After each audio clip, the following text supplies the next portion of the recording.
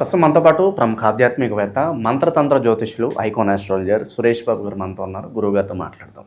నమస్కారం గురుగారు. జై శ్రీమన్నారాయణ. గురుగారు, కుంభరాశి వాళ్ళకి ఈ సెప్టెంబర్ నెల 2026 విశేషంగా శుభ అశుభ ఫలితాలు అంటే ఏం చెప్తారు? ప్లస్లు మైనస్లు తెలియజేయండి. కుంభరాశి బాగా కష్టపడే రాశి. వీరి కష్టాన్ని ఇంకోళ్ళు తినే వీళ్ళు సంతోషంగా ఉంటూ సరే ఫోన్లే అనుకుని మళ్ళీ కష్టపడే రాశి, కష్టాన్నే నమ్ముకునేటువంటి వాళ్ళు ఉన్నారంటే కనుక కుంభరాశి అని చెప్పొచ్చు.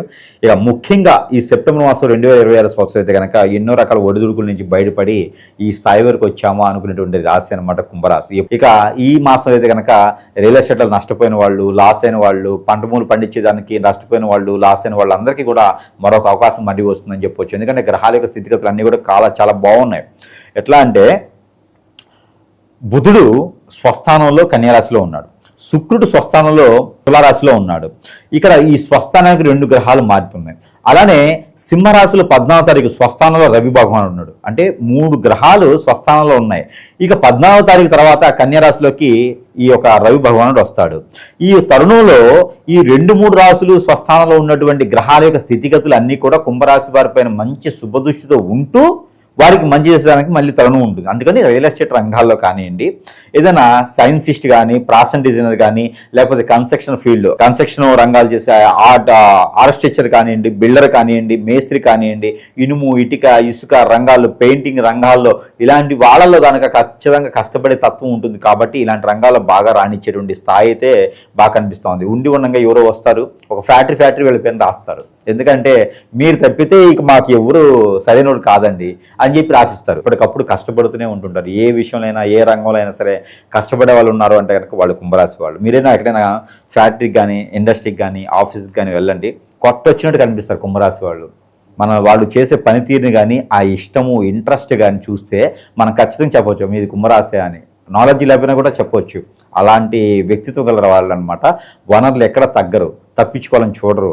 అలానే వీరు పనికి దొంగ అవ్వరు, చేస్తూనే ఉంటారు. పాపం కష్టపడుతూనే ఉంటారు. వాళ్ళ వయసుతో సంబంధం లేదు. ముసలి వాళ్ళైనా, పెద్దవాళ్ళైనా, వృద్ధులైనా, అనారోగ్య పాలైనా కూడా కష్టపడుతూనే ఉంటారు. అది వాళ్ళ తత్వం అంతే. వీళ్ళకి సీఎం పదవి ఇచ్చినా కూడా పని చేస్తూ ఉంటారు. మంచి సిఇఓ పదవి ఇచ్చినా కూడా పనిచేస్తూనే ఉంటారు. కాబట్టి వీరికి ఎలాంటి గౌరవం కానీ ఏది కూడా వీళ్ళు ఆలోచించరు. కాబట్టి వీరు చేసే పనికి ఎవరు అడ్డం వచ్చినా దానికి వదులుకోరు, ఒప్పుకోరు.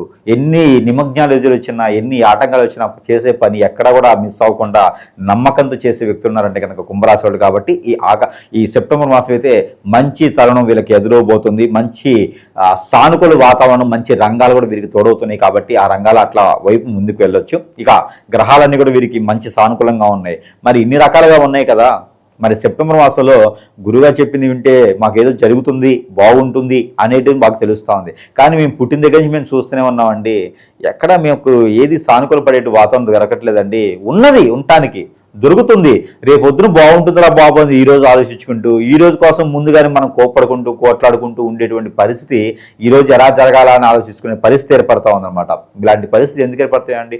కష్టపడే వాళ్ళకి సుఖంగా ఉండాలి, కానీ వీరికి సుఖపడేది వేరే వాళ్ళు, కష్టపడేది వీళ్ళైతా ఉంది. ఎందుకు అంటే జాతకరీత్యా దోషాల, గ్రహరీత్యా దోషాల, ప్రకృతి నుంచి దోషాల, కాలసర్ప నాగదోషం, కుజ దోషాలు లాంటివి ఉన్నాయా, కలత దోషాలు లాంటివి ఉన్నాయా, పితృ దోషాలు లాంటివి ఉన్నాయా, లేదా ఆరోగ్యం క్షీణిస్తూ ఉంది, ఒక వనరు లేదు, ఇల్లు లేదు, అవకాశం లేదు, పేరు లేదు, ప్రఖ్యాత లేదు, హోదా లేదు, మాకు ఎందుకు ఈ బతుకులు ఇట్లా ఉన్నాయి, మేమేం తప్పు చేసాం, మేమేం పాపం చేసాం, మేమేం కర్మ చేసాం, మాకే ఎందుకు ఇలా అవుతుంది అని ఎవరు లేని ఒక్కసారి ఆలోచించుకున్నారా? ఆలోచించుకుంటే ఒకటి మనకి అవకాశం దొరకాలి, రెండోది మనకి ఆ ఆలోచనలో మనకి ఏం దొరకాలంటే ప్రత్యామ్నాయం దొరకాలి. మనం ఒక విషయం ఆలోచించామంటే సొల్యూషన్ ఉండాలి కదా. ఆ సొల్యూషన్ ఏంటంటే చాలా మందులు అనుకుంటారు ఎన్నో రకాల గుడులకి వెళ్ళాము, గోపురాలకు వెళ్ళాము, పూజించుకున్నాము, ఇష్టదైవం అన్నారు, కులదైవం అన్నారు, రక్షత దైవం అన్నారు, అన్ని రకాలైపోయినాయండి. మా జీవితాలు అయితే మారలేదు. అవన్నీ చేయడం ద్వారా పుణ్యాలు వస్తాయి. కానీ మనకున్నటువంటి కర్మలు, పాపాలు, ఇప్పుడే బ్లాక్ మ్యాజిక్ వస్తే కానీ ఎవడో మనం ఏం చేయించింది ఎలా పోద్దండి? పోదు. మనకి మంచి పర్వణాలు ఉన్నాయి కదని చెప్పి తినేస్తాం. ఒక రోజు తింటాం, రెండో రోజు తింటాం, కాలగుచ్చాలు తీర్చుకోకుండా దేవుడి ప్రసాదం తింటూ ఉంటాం. మనం ఏమన్నా దేవుడి ప్రసాదం కదా అయినా పక్కన పెట్టేస్తాం కడుపు నిండితే. కాబట్టి మనకి కాలగుచ్చాలు కూడా చాలా ముఖ్యమైనటువంటి ఘట్టం కదా. కాబట్టి మనం ఎన్నో రకాల పూజలు, యజ్ఞాలు, యాగాలు చేయించవచ్చు. కానీ మనలో ఉన్న నెగిటివిటీ పోవాలే, పాజిటివిటీ రావడం కాదు, నెగిటివిటీ కూడా పోవాలి. ఇది గమనించట్లేదు ఎందుకు? ఇది గమనిస్తే జాతక ప్రకారంగా, నక్షత్ర ప్రకారంగా, దశల ప్రకారంగా ఓకే ఇది చేయొచ్చు. ఇందులో కూడా చేసిన తర్వాత మనకి సమస్య బాగాలేదు, సమస్య ఇంకా తీరట్లేదంటే ఖచ్చితంగా మనకు వాస్తు ప్రాబ్లం ఉండాలి, ఖచ్చితంగా మన పైన ఎవరైనా హిప్నటిజం, బ్లాక్ మ్యాజిక్ కానీ అష్టదిబ్బం కానీ చేసి ఉండాలి. అలాంటి చేయించబడితేనే మనం జీవితంలో ముందుకు వెళ్ళలేం, అనుకున్న పని సాధించలేం.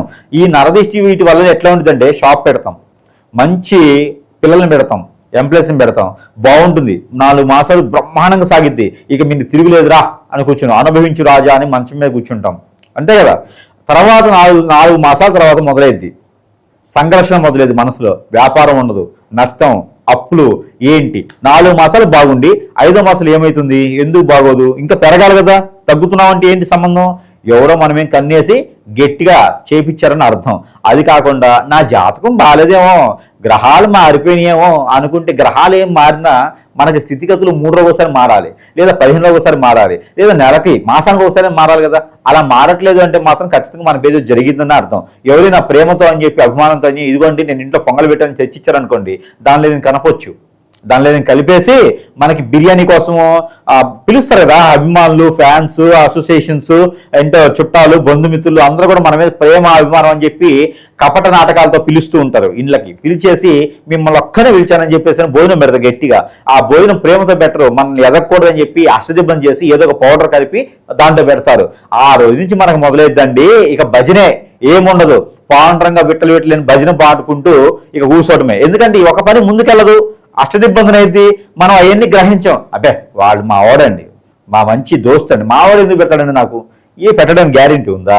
కాబట్టి ప్రతి ఒక్కరు కూడా గమనించాల్సిందంటే మనం ఎదగట్లేదు, ఎందుకు ఎదగట్లేదు వాళ్ళకి ఖచ్చితంగా మైండ్లో ఒకటి ఆలోచించి చేసుకోవాలి. మన వీడియో తర్వాతైనా ఆలోచన చేయాలి. మన జీవితం చాలా బాగుండేది, ఎందుకు అవ్వట్లే పనులు, మనం ముందుకు వెళ్తున్నాం, ఎందుకు పనులు వెళ్ళట్లే ముందుకి, మనతో కూడా పనులు కూడా వెళ్ళాలి కదా. జీవితం ఎన్ని రోజులండి కష్టాలు ఉంటాయి, నెల ఉంటాయా, మాసం ఉంటాయా, లేదా సంవత్సరం ఉంటాయా, 10 సంవత్సరాల, మా తర్వాతైనా మారాలి కదా. మారట్లేదు, పెళ్ళిళ్ళు లేదు, పెటాకలు లేదు, జీవితం ఎదుగుదల లేదు, డబ్బు లేదు, ఆస్తి లేదు, పరపతి లేదు, పరువు లేదు, ఏమీ లేవు అన్నప్పుడు జీవితం మనకెందుకు? జీవితం కూడా ఉండకూడదు కదా. మనం ఉన్నాము అంటే ఖచ్చితంగా ఏదో సాధించడానికి ఉన్నాం. ఆ సాధించడానికి దేవుడు సహకరిస్తున్నాడు, కానీ మన పక్కనే ఉండేటువంటి మానవులు సహకరించట్లేదే, వాళ్ళు చేయించిన క్రియ అడ్డం పడుతుంది. అవి పోవాలంటే సురేష్ గారిని సంప్రదించాలి కదా. మరి ఆలస్యం ఎందుకు? ఖచ్చితంగా స్క్రీన్ మీద కనిపించే నెంబర్కి కాల్ చేస్తే ఇక్కడున్న, స్వదేశంలో ఉన్న, విదేశాల్లో ఉన్నా కూడా కాల్ కలుస్తుంది. ఈ రోజున మనకి ప్రభుత్వం వారు కావచ్చు, టెలికామ్స్ వాళ్ళు కావచ్చు, ఎక్కడున్నా కూడా కాల్ కలిసేలాగా ప్రయత్నం చేస్తూ ఉన్నారు. కాబట్టి ఆ కాల్ చేయడం ద్వారా వారికి సమస్య ఏదున్నా పరిష్కార మార్గం చూపించే విధంగా ఉంటుంది. కాబట్టి మన చెంతకి చేర్చలేకపోయినా, మన వద్దకు రాలేని పక్షాన వారి చెంతకి చేర్చేలాగా దైవజ్ఞమైనటువంటి వస్తువులు మంత్రోచ్చారణ చేసి, అగ్నిహోత్రం చేసి, తంత్రం చేసి, యంత్రములు ఎన్నో రకాలని మన దగ్గర ఈ రోజున వారి చెంతకి చేర్చే సదవకాశం ఉంది. కాబట్టి సంప్రదించవచ్చు. సురేష్ గారు మాట్లాడారు అంటే బాధ, మనతో పాటు ఉన్న వాళ్ళు రాసులు వారు ఎందుకు బాగుండకూడదు, వాళ్ళు కూడా బాగుండాలి కదా అనేటువంటి సంఘర్షణ, ఆ సంఘర్షణలో వస్తున్నాయి అనమాట. ఎందుకు బాగుండకూడదు, నాకేంటంటే మనం చేయగలుగుతున్నాం, ఎదుటి వారికి వారు చేయించుకోలేకపోతున్నారే, నా దగ్గరికి రాలేకపోతున్నారే, వాళ్ళకి నేను మంచి చేయలేకపోతున్నాననే ఒక తపన. కాబట్టి ఎవరైనా ఉంటే బాధపడేవారు కాదు, ఇష్టపడేవాళ్ళు కాదు, బాధల్లో ఉన్నవారు, నేను ఎదగలేకపోతున్నా అనుకున్నవారు, మనం ఈ రోజున వారి సమస్యకి పరిష్కారం చూపించే మార్గంలో మనం ప్రయత్నం చేద్దాం. తంత్రము, మంత్రము, యంత్రము, అలానే అగ్నిహోత్రం, దేనిలైనా వారికి మంచి జరిగేటానికి యోచన చేద్దాం. అలానే వారి మీద జరిగిన క్రియ కూడా తీసేద్దాం.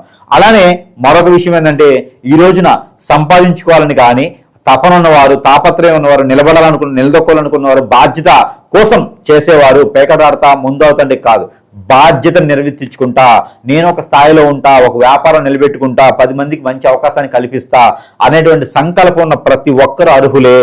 అలాంటి వారు, ఏదైనా అర్హత ఉన్నవారు, షరతులు వర్తించబడతాయి అనుకున్న వారు ఎవరైనా ఉంటే సంప్రదిస్తే, వారి పేరు నమోదు చేసుకుంటే ప్రతి ఒక్కరికి కూడా ఒక్కరోజు కోటి విస్మృతి చేసేటువంటి అవకాశం, సువర్ణ అవకాశం మన వద్ద ఉంది. వారి చెంతకు అది చేరుస్తాము. అలాంటి వారికి ఏమైనా కావాలి, గోల్స్ రీచ్ అవ్వాలనుకున్న ప్రతి ఒక్కరు కూడా సంప్రదించవచ్చు. దానిలో ఎటువంటి సందేహం కూడా లేదు. ఇక వీరికి నలుపు, వైటు, అందులోను వైలెట్, ఎల్లో, ఈ కలర్స్ అన్ని కూడా వీరికి చాలా బాగుంటాయి. 8, 4, 2 ఈ 3 నంబర్ కూడా వీరికి బాగుంటాయి.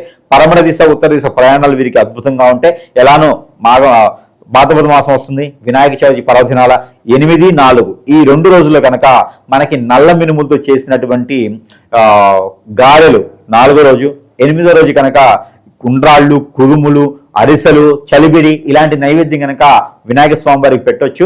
ఇక వీరికి మహారాజ్ గణపతి అని ఉంటుంది. ఈ మహారాజ్ గణపతి తలపాగా పెట్టుకొని కుర్చీ మీద సింహాసనం మీద కూర్చొని ఉంటారు రాజులు వలె.